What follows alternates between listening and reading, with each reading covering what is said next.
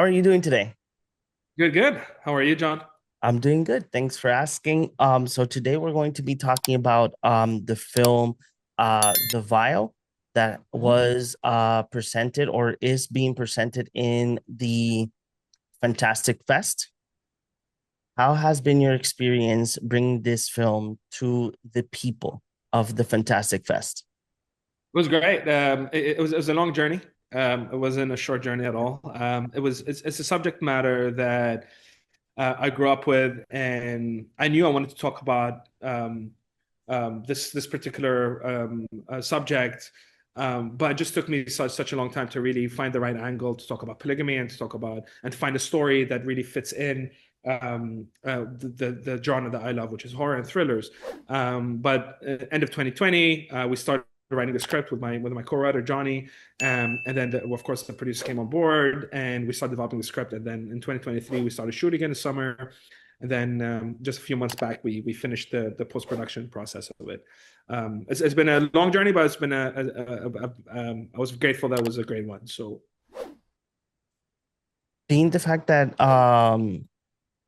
while the filming process, were there any challenges throughout filming? Because I did notice that in the film there's like different locations, and I don't know the location exactly where you recorded the film, but in my understanding, it's kind of like a windy in that area. If I'm mistaken, tell me. yes, yes, yeah, So I just wanted yeah, to know if what certain challenges you went through, because I know at least through other films that I've seen in that location, Precise is very windy, and I know that probably it's not easy to record in windy situations. So what challenges did you went through while filming? yeah. I think there was multiple challenges. Like any movie, there's always a challenge in the movie, right? And you never know them. Like sometimes you go to set, you think it's perfect, and then the last hour something happens, right? I think with the Val, it was just about one of the blessings we've got is we shot this on 16 millimeter, which but then that was also a very a risky way of filming the movies because we don't have any labs in the UAE, in Abu Dhabi or Dubai. We had to ship in all the film stock, make sure we get DHL, and we make sure we through DHL we get a tag that none of the packages get scanned, so none of the film stock gets ruined, and then ship it back to the UK, process it. 5 days later, you'll know what you shot. Okay. So it was a bit of a risk that we took, but I'm so grateful that the producers really agreed to it, and our heart was into making this special movie look very different. And I think that was one of the biggest challenges from a technical point of view, is just making sure that we shot everything before we because all the set was a set built, so none of the house inside was a real house. Oh, So we needed to make sure that we got the last day's footage before we strike the set. That was very nerve-wracking. But yeah, no, that was I think the most challenging is just making sure that we get all the footage, everything's in focus, everything is exposed right, and everything gets shipped. what made you make the decision to film in film and not in digital? Because right now, I know that I know that digital is like so broad right now. You know, everything right now. You can even record a film on your phone. But what made you choose actual film stock? Yeah, no, I think for me, again, I'm not digital is great, but even when I did my first film, there was a lot that went into it because I love a dirty image. I'm not necessarily a fan of the clean, pristine image. And of course, like the number one you do is having the right creatives, right partners with you, from the cinematographer to the production designer, to make sure that the image translates the way you want it. But for me, when I did my first film, like we used a lot of haze machine, and there was a lot of this time in between, and then of course the grade, we put a grain in, and then color grade a certain way.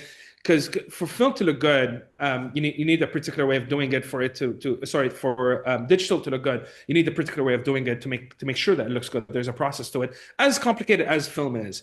But that's not particularly that I could have shot digital, and I was going back and forth. I shoot digital, but ultimately the reason why I did 16 was because the idea of this movie, which is about polygamy, it's the old versus the new thought and the old thought, and for me it was great to really have that in the image too itself. Film and digital is the old versus the new, right? And but in our scenario, in our story, we are talking about a bit of a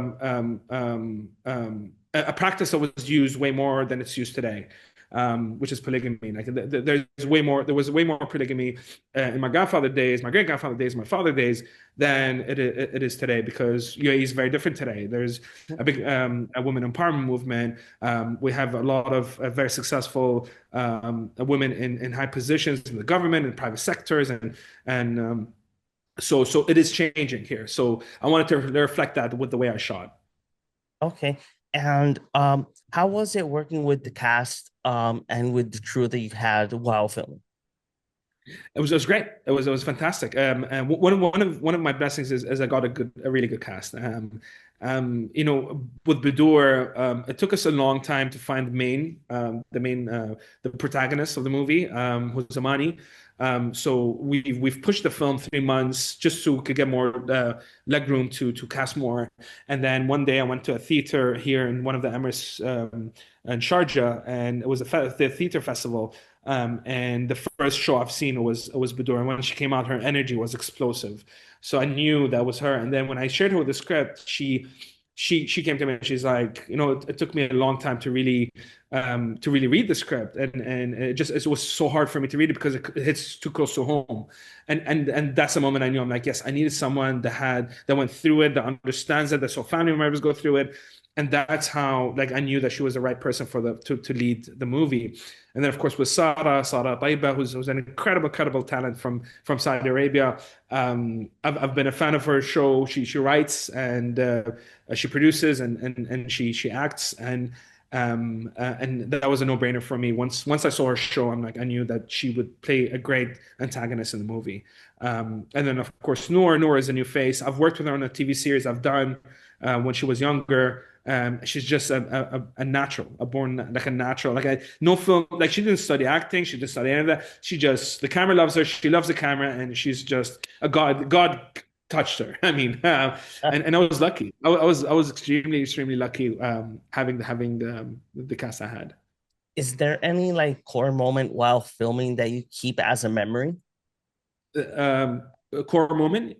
Yeah, like if there was like a moment while filming that you just go back to every time as a memory.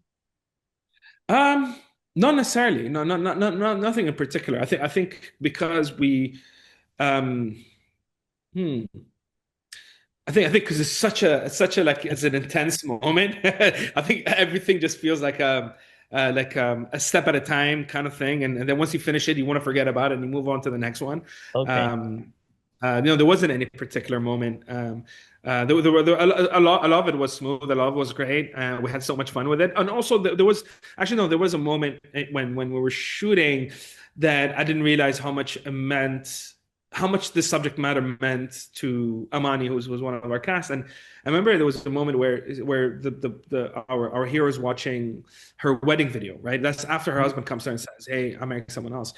And we've played this with Badur, and we're playing it, and we have the camera set up. I kept it an empty set just in case.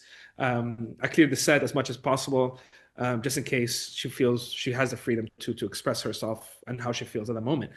And that's the moment I realized how close to home we were. That was the moment I was like, I'm like, yeah, this is what we're seeing in the camera is what she feels and what she went through. And that was the moment, and thank God it happened early on. And that's just the feeling I kept on following and chasing throughout the movie when it came to the core drama, the core of the family dynamics. Okay. And was there any moment in filming that you think it was a little challenging either for yourself or for the cast in regarding to the story that you wanted to present in the film?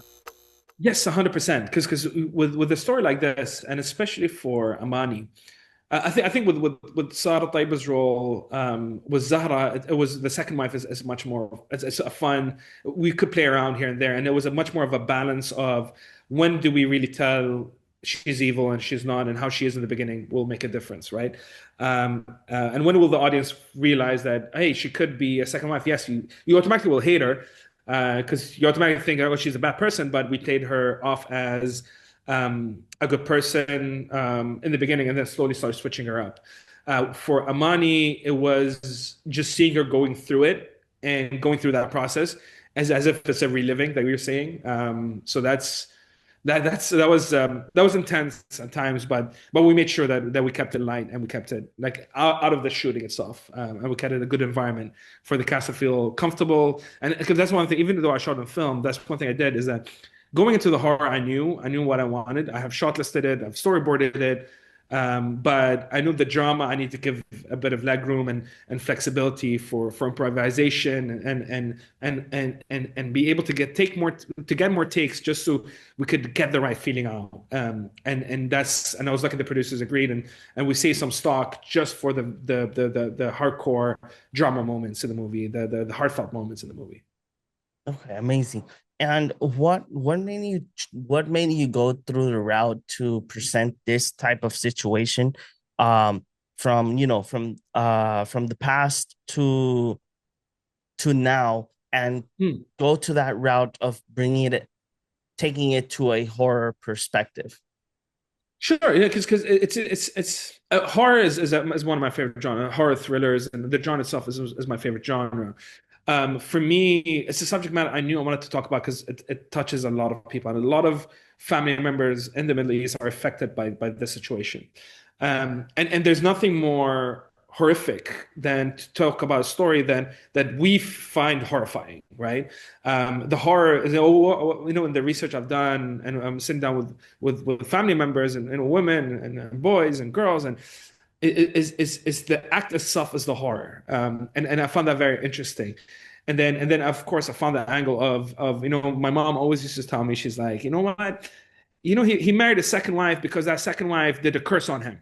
So it's interesting. Also, the women, they were like, "Oh, there's a curse there," and that I still remember having that conversation with my mom, and I'm like, "Okay, that's an interesting angle. What if that's true, and what if that actually happens?" And funny enough, around 70% of the people I've met and spoken to believe in that. Oh no, no, no, there is, and it's a true culture. Like I think it was recently that my wife came back from the local gym, and she's like, I've been just surrounded by women. I just hear a group of women sitting there talking about black magic, about how this woman was black magic, using black magic on a husband with another wife to get him. And she was like weirded out. She's like this, and she just forgot about it because our community is so vibrant and things move and it's fast. But culturally, that's what we believe and we grew up with. Mhm. So taking that element and putting it into the movie just feels like I'm trying to be as close to home as possible, and that was my objective with this movie.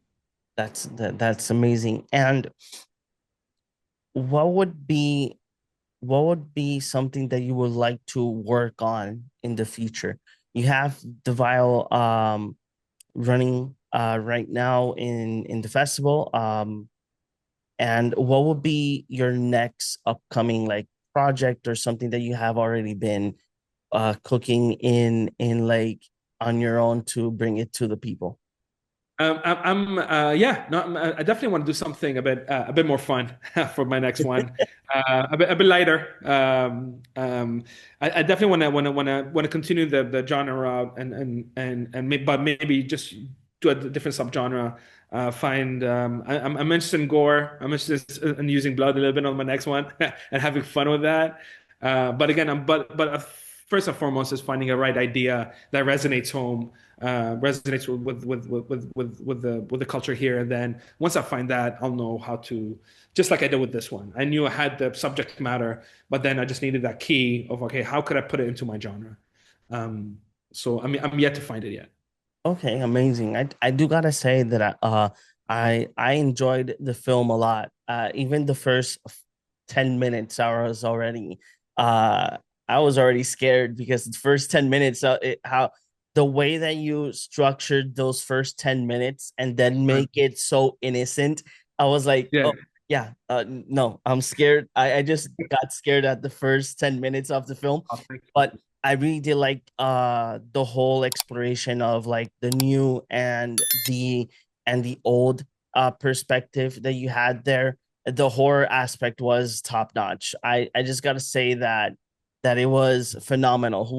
Whoever says that this film does not scare them, I have to give them a high five. Well, thank you, man. Thank you, John.